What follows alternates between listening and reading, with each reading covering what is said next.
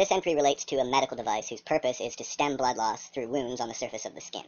The device accomplishes this by creating a vacuum seal around a wound, and thus creating an artificial chamber into which blood being lost from the circulatory system can flow into, but cannot exit from.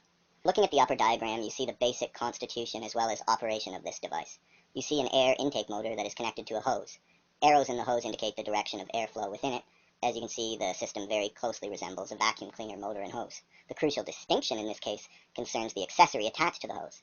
As shown, the hose connects to a flexible cup-shaped accessory. In order to appreciate the design of this cup-shaped accessory and the way it works, it helps to picture a wine glass, in which the glass structure itself is hollowed out. So here's a close-up of this wine glass.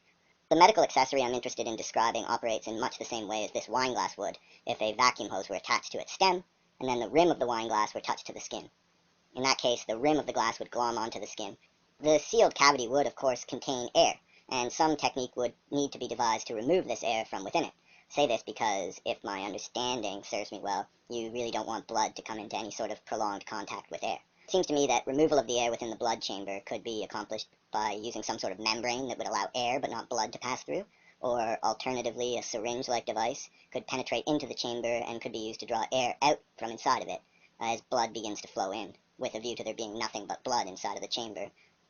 So it also seems to me that accessories could take on different shapes to serve different functions. An accessory could be used to seal off blood loss through the stub of an arm or leg that's been ripped off, as I show here. You could probably just use a classic vacuum seal bag in this case too. You might even throw the leg into a vacuum seal bag of its own, before tossing it on ice. Well, I guess the shark might still have the leg in this case, but whatever. Chuck the shark into its own vacuum bag too if you can get your hands on it. Maybe a few seashells if you like mementos. Going out on a bit of a limb here, but it occurs to me that more complex containers designed around the same suction seal concept could be used to very quickly stem blood loss from various internal organs. Actually, come to think of it, and speaking of containers that form into one sealed container, my parachute technology sort of works along similar lines. I'll have to post this sometime soon. Truth be told, I don't know shit from Shinoa when it comes to the design or working of the liver or the pancreas or any other organ. Any such application would involve design complexities beyond anything I can even laugh about working through. So, for now, I'll just stick with the device intended to create a suction seal and associated compartment to prevent blood loss from a serious external wound. Now, I have no idea if this device already exists. Somehow I don't think so, but again, this is based on anecdotal evidence and some sort of viewing experience with hospital television shows.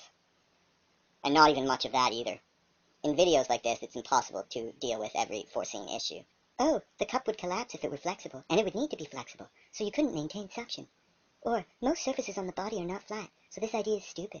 Oh, this system would be so expensive. For the record, no it wouldn't.